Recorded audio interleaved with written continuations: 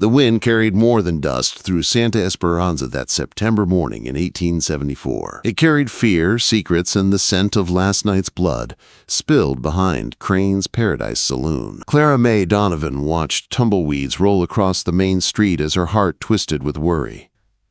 At 22, she had seen the worst side of this town, but something about this day felt different. Too quiet, too heavy. Her father, Ezra Donovan, sat slumped at their kitchen table. His whiskey bottle was already half empty, even though the sun had barely climbed above the rooftops.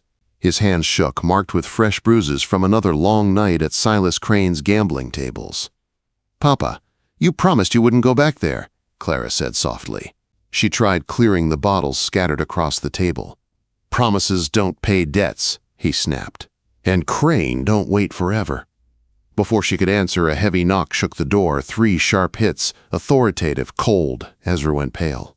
"Don't answer it." But Clara's mother had raised her stronger than fear. She walked to the door and opened it, and found Silas Crane standing there, dressed in black like death come walking. Behind him stood 2 men with guns at their hips. "Miss Donovan?" Crane said, tipping his hat with a smile that had no warmth. "We've come to settle a matter." Clara blocked the doorway. "My father is not well enough to talk today."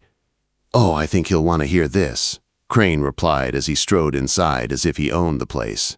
Ezra tried to stand but nearly fell. "Crane, I just need more time." "You've sung that tune long enough." Crane pulled out a leather ledger. "You owe me $800. Today I collect." "800?" Clara gasped. "Papa, you said 200. Her father couldn't even meet her eyes. "Interest, it grows." Crane stepped closer. "I'm a reasonable man. I brought you a solution." He turned his cold gaze toward Clara, staring at her like she was an item on a shelf. "There's a man willing to pay off every cent if he gets your hand in marriage." Clara felt her stomach twist. "No, I'm not for sale." Quote. Ezra grabbed her arm. "Clara, stop!" "No!" she cried. "Papa, you can't do this." "Who?" Ezra asked Crane anyway, desperation winning over dignity. Crane's smile widened. "Jonas Blackthornne." The name hit the room like a punch. Even Crane's hired guns shifted uneasily. Clara felt her blood run cold. Jonas Blackthornne. Known across the territory as Black Iron. A man with more notches on his gun than anyone dared count. A killer who lived in the mountains like a ghost. "You're mad," Clara whispered, but Crane only shrugged. "He's offering $800 today, cash." Ezra covered his face with trembling hands. "Clara, I can't lose the land. I can't lose everything your mama built." "Better the land than me," she shouted, but her father looked broken, beaten by grief, debt, and whiskey. Crane snapped his ledger shut. "You have 1 hour. After that, I'll collect my payment by other means." Clara knew what that meant. She'd heard stories of burned homes, poisoned wells, men disappearing in arroyos. When Crane returned an hour later, he didn't come alone. Jonas Blackthornne stepped into the doorway. He was larger than any man Clara had ever seen, broad-shouldered, tall, with a presence that filled the room like a storm. A scar cut across his face, and his storm-gray eyes met hers with sharp intensity. "You, Clara Donovan?" he asked, voice low and deep. She lifted her chin. "I am. And you're the man who thinks he can buy me." He didn't flinch. "I'm the man paying your father's debts. What you make of it is your choice." Her choice? It didn't feel like she had any. Jonas turned to her father. Money's counted. Gold coins clinked heavily on the table, more than Clara had ever seen. Crane pocketed them with greedy hands. "Congratulations on your marriage." "Wait," Clara protested. "Don't I get a ceremony? A minister?" Jonas pulled a folded paper from his coat. "Judge Martinez signed this morning." Her name was already written there. Clara May Blackthornne. Just like that. Her life was no longer her own. "Get your things," Jonas said calmly. "We leave in 10 minutes." Quote. Clara swept what little she owned into a small bundle. Her mother's Bible, 2 dresses, a quilt, a photograph. She looked one last time at her father. He sat frozen, staring at the empty table where gold had just been. "Goodbye, Papa," she whispered. He didn't answer. Outside, Jonas waited beside a massive black stallion, without a word. He lifted her onto the saddle, then climbed up in front of her. Clara gripped his waist because she had to, because the desert trail ahead looked endless. As they rode toward the mountains, toward a future she hadn't chosen, toward a man whose very name summoned fear across the southwest, Clara made herself a silent promise. "I might have been sold, but I will not be owned. Hold on," Jonas said as their horse surged forward. She held on, but not just to the saddle. She held on to the last piece of herself she still controlled, her courage, her fire, her will, and somewhere beyond those mountains, her fate waited. How do you trust a man the world calls a killer when he is the only one standing between you and danger? The sun burned high above the desert as Jonas Blackthornne guided his stallion toward the distant mountains. Clara held on because she had no choice, her arms around a man she feared and did not understand. The farther they rode from Santa Esperanza, the more she felt her old world slipping away like dust between her fingers. They stopped at a small spring hidden between rocks. Clara slid down on her own even though her legs wobbled. Jonas watched her with an unreadable expression. "You need water," he said, handing her a canteen. She took it but kept her eyes on him. "Why did you do this?" she asked. "Why buy a wife?" "I did not buy you," he answered. "I paid your father's debt. The rest of it is what we make of it." His calm answer confused her even more. "Then what do you want from me?" she asked. "Nothing you are not willing to give," Jonas said, kneeling by the spring to refill the canteen. "You can hate me if you want, but I will keep you safe." Safe? A word she had not heard in a long time. They continued riding until a wall of dust rose in the distance. Jonas cursed under his breath. "Sandstorm," he said. "Hold tight." The wind hit like a beast, clawing at their clothes and skin. Clara buried her face against Jonas's back as he urged the horse toward a rocky ledge. He found a shallow cave and pushed her inside, then used his body to shield the entrance. The storm screamed outside, shaking the earth. Sand blew into the cave in sharp bursts. Clara covered her mouth and watched Jonas stand firm, dust turning him into a dark statue carved from stone. When the storm finally eased, he turned toward her. "You hurt?" She shook her head. He brushed sand from his coat and gave her a quick, tired smile. "That was a bad one," he said. "You held on well." Clara followed him out of the cave. The desert had changed. Dunes were shifted, tracks erased. The world looked reborn and wild. Jonas brushed down his horse with gentle hands. Clara noticed how he spoke softly to the animal, the same man who had killed more men than she could count.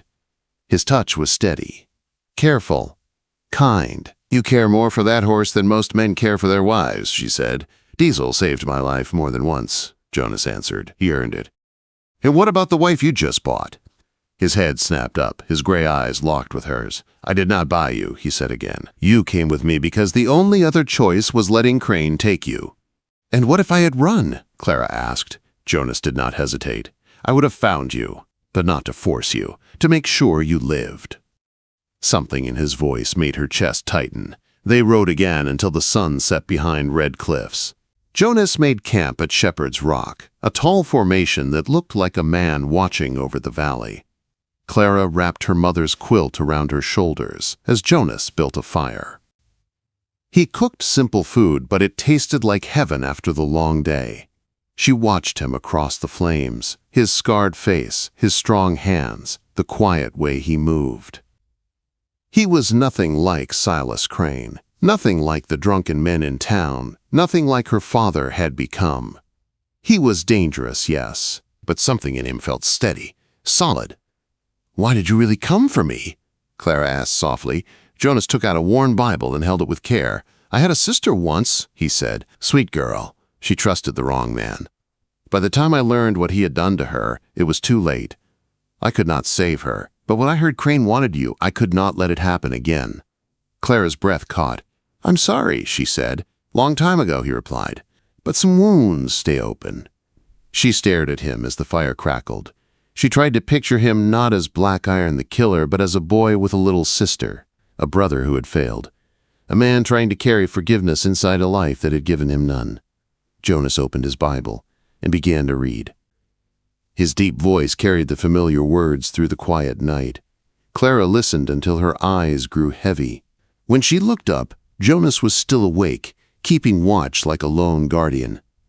The next day brought cooler air as the land rose toward the mountains. They passed through pine forests and clear streams until Clara saw a small valley cupped between two peaks. A cabin stood at its center. Not a shack, not a hideout, a real home. Stone chimney, clean glass windows, a porch wrapped around two sides, a small barn beside it, a garden waiting for spring. Clara stared in disbelief. "This is yours?" "Ours," Jonas said simply. He helped her down from the horse. She stepped toward the cabin in awe. Inside she found clean rooms, handmade furniture, shelves of books, and a bedroom made ready for her with a fresh quilt and a vase waiting for flowers. "You prepared all this," Clara whispered. Jonas shifted awkwardly. "I knew you would need a place of your own. You have a bolt on the bedroom door. You can use it if you want." "You're giving me my own room?" she asked. "It is your choice. I do not touch you without your say." Clara looked at him for a long time. He meant it. She could see it in the way he stood with his hands stiff at his sides, as if afraid even to breathe wrong. A wife sold like livestock had never been given a choice. Yet here it was. Dinner was quiet, warm, peaceful. Jonas moved around the kitchen with practiced ease. After they ate, they cleaned dishes together. Their hands brushed once, sending a strange warmth through Clara's chest. Later that night, she checked the bolt on her door. She did not use it. She lay awake, listening to Jonas read quietly in the next room. A new life waited here. A new beginning. A man she feared and trusted at the same time. A man who had carried her through a storm, fed her, protected her, and gave her a home without asking for anything. She touched the quilt under her hands and breathed deeply. For the first time in her life, Clara felt hope. What happens when love finally finds you, but danger comes knocking louder than your heart can bear?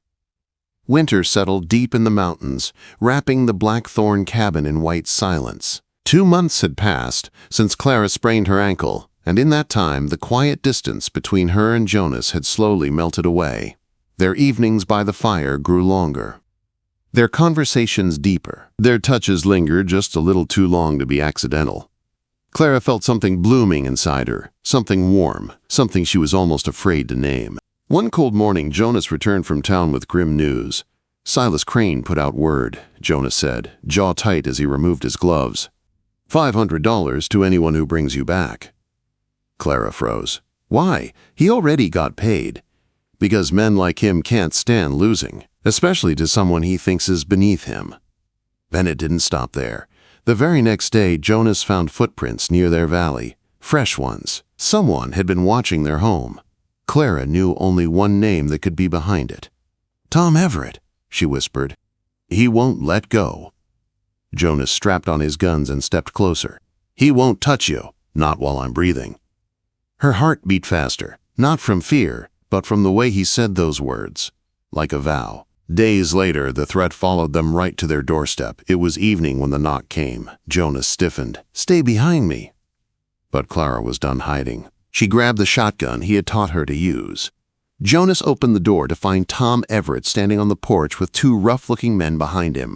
Tom's face twisted with anger and something uglier. "I've come for Clara," Tom said. "She belongs in town, not with some washed-up killer." "She belongs where she chooses," Jonas replied, "and she chose this home." Tom spat on the ground. "She didn't choose anything. He forced her, just like he forces everything." Clara stepped out from behind Jonas, shotgun steady. "You don't speak for me, Tom. You never did. I told you no then. I'm telling you no now." Tom's eyes burned with rage. "You bewitched him. A man like him don't change unless a woman tricks him." "Enough," Jonas growled. "Leave before you make a mistake you can't take back." Tom sneered. "Oh, I've already made my choice." Then he reached for his gun. Clara fired first. The blast tore through the night and sent Tom's men scrambling. Jonas moved fast, knocking Tom to the ground and kicking his gun away. "You attack my home again," Jonas warned coldly, "and next time I don't let you walk away." Tom glared up at them, humiliated, bleeding, and desperate. "This isn't over," he snarled. "Crane's got more men. You can't protect her forever." Jonas stepped closer. "Watch me." The men fled into the darkness. Clara's hand shook as Jonas turned to her. "You okay?" "I am now," she whispered. Jonas took her face in his hands. His eyes were full of fear, anger, and something deeper. "Seeing you stand there with that shotgun. Clara, I've never wanted anything as much as I want you." The words hit her like warmth spreading through her entire body. "Then take me," she whispered. Jonas froze. "Are you sure?" Quote, "I'm your wife, Jonas. I want to be yours in every way." He swallowed hard, his voice barely steady. "Once I have you, Clara, I'll never let you go." "Good," she said. "I don't want you to." Jonas kissed her then, deeply, desperately, like he had been holding the hunger inside for months. He swept her into his arms, carrying her to her bedroom. Their bedroom now. The world outside faded. The danger, the threats, the shadow of Crane's anger, all disappeared into the warmth of that room. Jonas's hands were gentle and strong. Clara's heart raced as she touched the scars on his chest, tracing the marks of the man he had been. He worshipped her with his hands, his mouth, his body. Every touch said what he couldn't voice. That she was wanted, cherished, his. Clara climbed above him, and the bed groaned in protest. Jonas's laugh was rough and breathless. "Sweet Lord," he gasped, gripping her waist. "You're gonna break this bed frame." Clara laughed softly, wild with love. "Then you'll have to build a stronger one." What followed was passion and tenderness woven together. When they finally rested in each other's arms, Jonas whispered the words she had been hoping to hear. "I love you, Clara. God help me, I love you." Her heart overflowed. "I love you too." But the danger was not done with them. 2 nights later, gunfire cracked through the darkness. Bullets shattered the windows. Jonas pulled Clara to the floor, shielding her with his body. "Crane!" Jonas growled. "He's here." Outside, men shouted. Flames flickered. Smoke rose.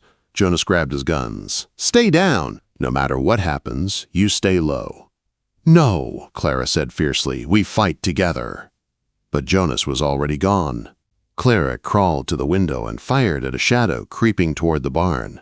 Jonas moved through the night like a storm. Fast, deadly, unstoppable. Shots echoed through the valley. By dawn, the fight was over. Crane's men lay scattered in the dirt. Tom Everett wounded but alive. Crane himself bleeding and screaming curses as the sheriff finally arrived to haul him away for good. Their home stood damaged, but unbroken. Jonas returned to Clara and pulled her into his arms. "It's over," he whispered. "You're safe now." "No," Clara corrected softly, resting her head against his chest. "We're safe, together." Weeks later, winter broke and spring arrived. Jonas brought Clara to Eagle's Peak, the high meadow filled with wildflowers and endless sky. He pulled out a small box and showed her his mother's ring, delicate, gold, worn smooth with time. "I know we're already married," he said, voice thick with emotion. "But you never got a real wedding. Clara, will you take this ring? As my wife by choice, not debt." Tears filled Clara's eyes. "Yes," she whispered. 1,000 times yes. They exchanged vows again under the open sky, promising love, faith, and a shared life built on courage and choice. As they rode home through the warm mountain breeze, Clara looked at her husband and felt peace settle deep in her bones. She had been sold, but she had found something priceless. Love, home, a future. And the man who had once been feared across the West now held her hand gently as they rode. "Jonas," she said softly as their cabin came into view, "I love our life." He smiled, rare and beautiful. "So do I, Mrs. Blackthornne." They stepped inside their home, together, unbroken, and ready for whatever tomorrow brought.